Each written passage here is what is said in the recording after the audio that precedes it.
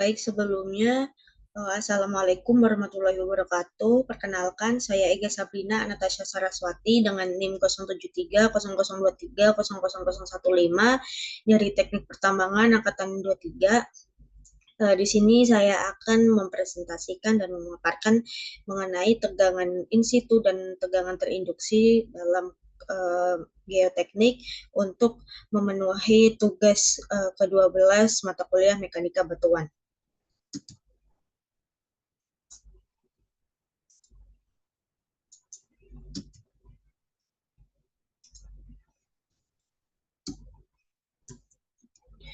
Yang pertama, ada tegangan in situ. Nah, tegangan in situ ini merujuk pada kondisi tegangan yang terjadi secara alami di dalam massa batuan atau tanah sebelum adanya gangguan dari aktivitas manusia.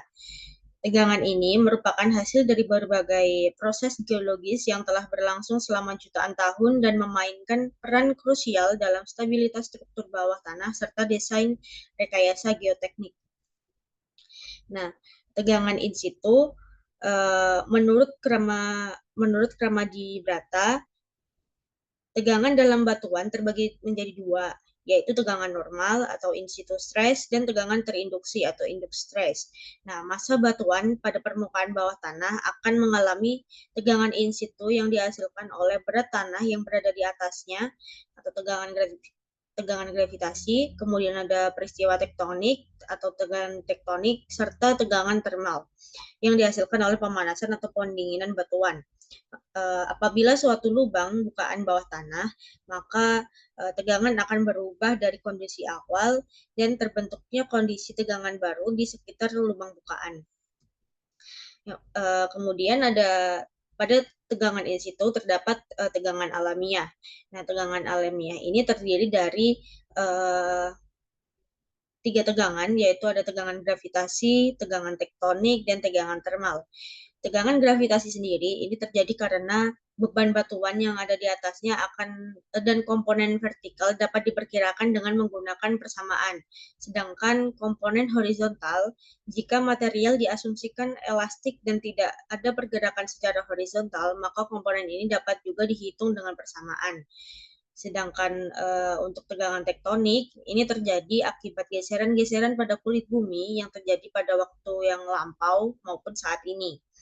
Seperti pada saat terjadi sesar dan lain-lain, pergerakan dalam kerak bumi terjadi secara kontinu, seperti peristiwa seismik, pergerakan lempeng, dan pergerakan karena perbedaan panas antara inti bumi dan kerak bumi.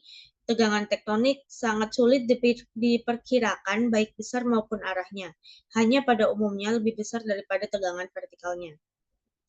Sedangkan yang terakhir ada tegangan termal, terjadi karena pemanasan atau pendinginan batuan dan terjadi di dekat permukaan yang terkena panas matahari atau sebagai hasil pemanasan bagian dalam bumi karena bahan-bahan radioaktif atau proses geologi lainnya.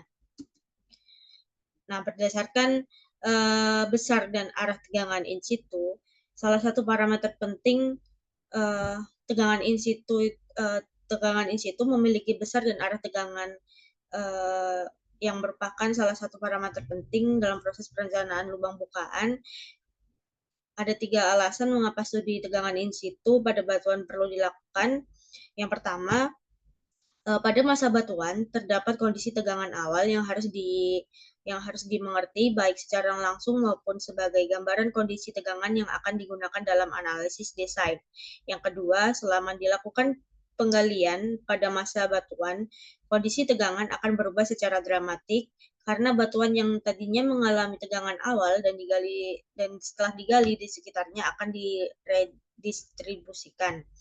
Dan yang ketiga, tegangan adalah besaran tensor yang tidak dijumpai pada kehidupan sehari-hari. Besaran tensor adalah besaran yang memiliki nilai dan arah dan sangat tergantung pada bidang tempatnya bekerja.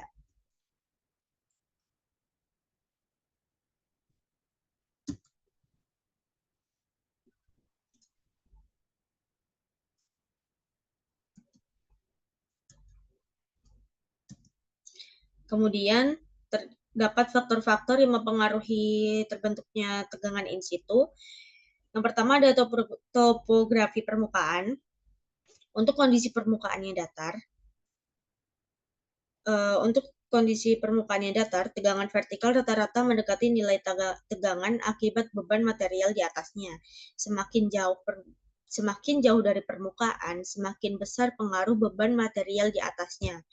Nah, untuk topografi permukaan yang tidak rata, penentuan kondisi tegangan pada suatu titik menjadi lebih kompleks. Untuk contoh gambar topografinya tertera pada slide. Kemudian ada erosi, faktor kedua ada erosi, baik oleh air, angin, maupun es, yang akan mengurangi kedalaman batuan pada satu titik di bawah tanah, sehingga tegangan vertikalnya menjadi lebih kecil.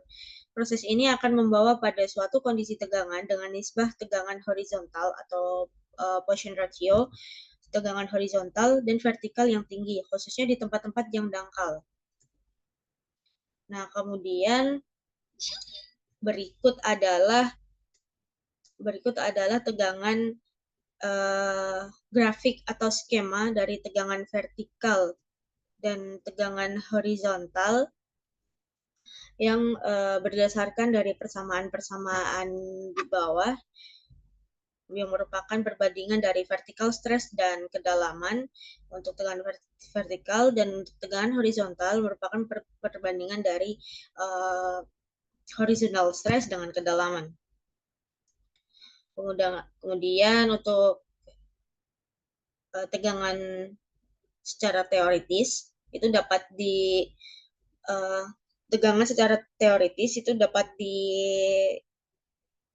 dipaparkan sebagai berikut. Ada tegangan vertikal yang merupakan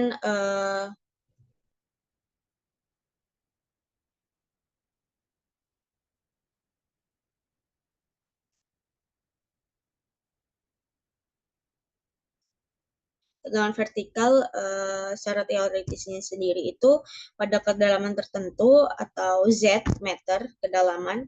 Nah, itu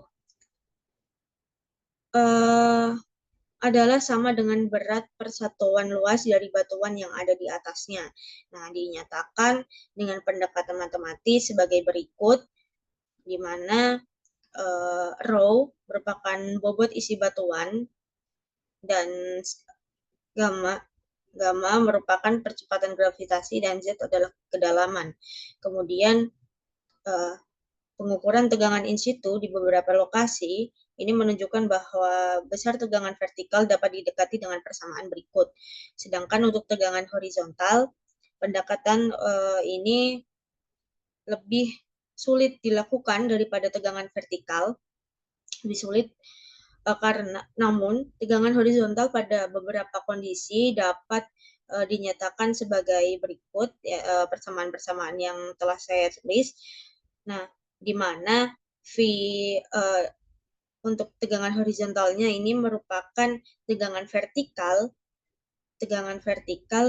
dikalikan dengan K. K ini adalah perbandingan antara tegangan horizontal terhadap tegangan vertikal.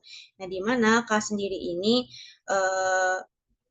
terdapat persamaan sebagai berikut di bawahnya, di mana V ini merupakan Poisson ratio-nya. Nah, lanjut untuk faktor-faktor berikutnya. Nah, faktor-faktor berikutnya ini terdapat tegangan sisa. Nah, tegangan yang masih ada dalam batuan meskipun penyebab tegangan tersebut sudah tidak ada. Nah, sebagai contoh pada ilustrasi di bawah yang A, ini menggambarkan bagian A, ini menggambarkan kondisi tegangan pada saat bidang lemah belum bergerak. Sedangkan ilustrasi yang kedua atau yang B, ini menyatakan kondisi tegangan sisa setelah terjadi proses pergerakan bidang lemah tersebut. Kemudian ada lagi faktor-faktor lainnya yaitu inklusi, yakni bagian secara litologi membuat umur batuan lebih muda dari formasi batuan induknya. Nah, biasanya inklusi ini merupakan interupsi dikes and sill serta veins seperti mineral kwarsa dan fluor. Keberadaan inklusi ini mempengaruhi kondisi tegangan dengan dua cara, yaitu pertama, jika inklusi berada di bawah kondisi tekanan yang berlawanan dan kondisi horizontal batuan di sekitarnya, maka komponen tegangan yang tinggi akan terjadi tegak lurus bidang inklusinya. Kemudian kedua, dihubungkan dengan perbedaan nilai modulus deformasi inklusi dan batuan di sekitarnya yang dapat mengakibatkan oleh adanya aktivitas pembebanan. Sebagai contoh, perubahan tegangan efektif dalam batuan induk atau adanya perpindahan karena aktivitas tektonik dapat menyebabkan perubahan tegangan dalam inklusi. Nah, kemudian masuk ke dalam aktivitas tektonik. Aktivitas tektonik sendiri ini dari tegangan institusi sendiri mungkin juga berasal dari aktivitas tektonik yang bekerja pada skala regional dan bisa dihubungkan dengan kondisi struktur geologi daerah tersebut seperti sesar dan lipatan. Kemudian yang terakhir ada bidang diskontinu.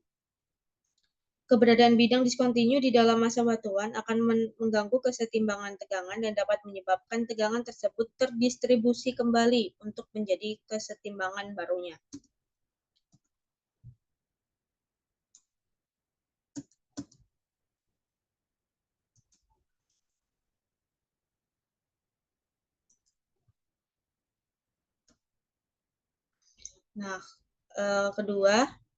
Nah, poin kedua yaitu ada tegangan induksi.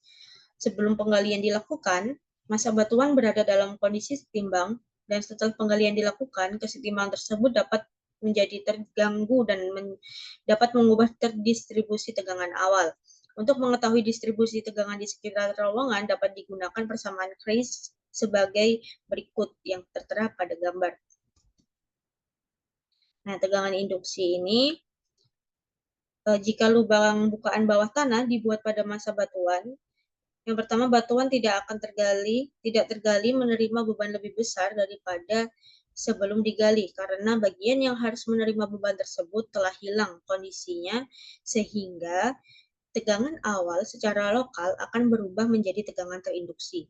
Kemudian yang kedua, distribusi tegangan di dinding terowongan itu berbeda dari tegangan sebelum batuan digali. Nah, berikut adalah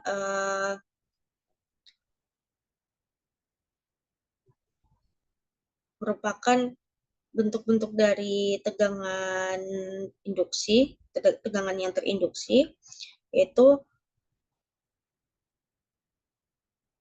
untuk gambar yang pertama, yang paling atas, itu menggambarkan tegangan utama yang menginduksi pada sebuah elemen batuan dekat lubang bukaan dengan lubang bukaan horizontal yang dikenal dengan tegangan in situ vertikal, sedang tegangan in situ horizontal dalam sebuah bidang normal terhadap sumbu lubang bukaan dan tegangan in situ horizontal dalam sebuah bidang paralel dan sumbu lubang bukaan. Kemudian untuk bagian kiri bawah itu merupakan mereka pada bagian titik-titik ini sedikit menjauh dari lubang bukaan. Ini merupakan arah tegangan utama dalam wilayah sekitar lubang bukaan horizontal yang dikenal dengan tegangan in situ atau sama dengan tegangan in situ vertikal. Kemudian untuk yang gambar kanan bawah ini itu merupakan arah tegangan utama dalam wilayah sekitar lubang bukaan horizontal yang dikenal dengan in situ sama dengan 1/3 tegangan in situ vertikal.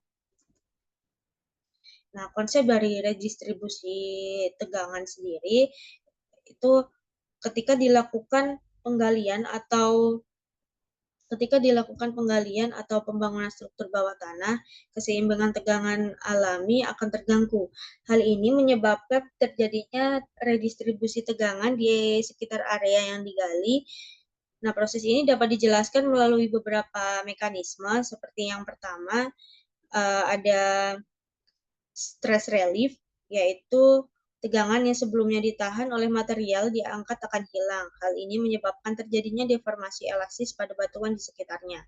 Kemudian yang kedua ada stress concentration, di mana tegangan yang sebelumnya tersebar merata akan terkonsentrasi pada area-area tertentu di sekitar bukaan. Yang ketiga ada zona pengaruh yang meredistribusi tegangan tidak hanya terjadi di sekitar langsung area penggalian, tetapi pada tetapi dapat meluas hingga jarak beberapa kali diameter bukaan.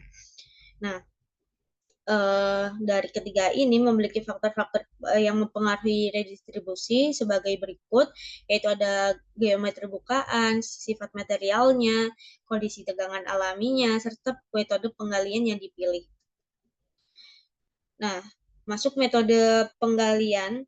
Metode penggalian eh, metode penggalian mencakup beberapa metode.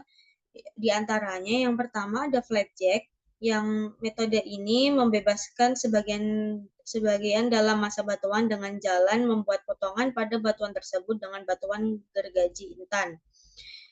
Skemanya dapat dilihat pada gambar pada di bawah ini. Kemudian yang kedua ada overcoring yang membebaskan seluruh tegangan yang ada di masa batuan dengan cara overcoring. Nah, overcoring dilakukan pada pemboran pertama, pemboran berdiameter kecil, pemasangan sel, overcoring pembebasan stres, dan core dari batuan yang sudah dibebaskan tegangannya diambil. Kemudian metode Rosette, yaitu titik-titik pengukuran sebanyak 8 buah pasang pada lingkaran yang berdiameter 20 cm. Maaf. Nah, ini lubang ini merupakan lingkaran yang berdiameter 20 cm.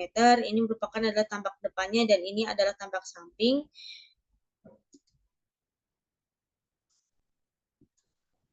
Kemudian yang keempat merupakan hydraulic fracturing yang menguji perilaku rekahan yang sudah ada atau rekahan yang baru dibentuk dengan injeksi air atau oli sampai tekanan yang diperlukan untuk membuka kembali rekahan tersebut di dalam sebuah lubang bor. Nah, berikut adalah lubang bornya. Ini bagian ujinya dan ini bagian yang terkena tekanan fluidanya. Yang kemudian untuk empat metode yang saya sebutkan sebelumnya itu merupakan metode langsung, dan untuk emulsi akustik ini merupakan metode tidak langsung, yang mana emulsi akustik ini merupakan gelombang elastik frekuensi yang tinggi yang muncul karena adanya pelepasan energi yang cepat dari satu atau lebih sumber pada saat material mengalami proses pembebanan. Nah, ini merupakan prinsip uji emisi akustik. Untuk alatnya dapat dilihat pada gambar di slide. Ini merupakan alat untuk uji emisi akustik yang terdapat di ITB atau Institut Teknologi Bandung di lab-lab laboratorium rekayasa batuannya. Kemudian terima kasih. Sekian presentasi dari saya. Saya mohon maaf apabila ada kesalahan atau ada kekeliruan atau ada materi yang masih kurang. Mohon maaf. Sekian dari saya. Assalamualaikum warahmatullahi wabarakatuh.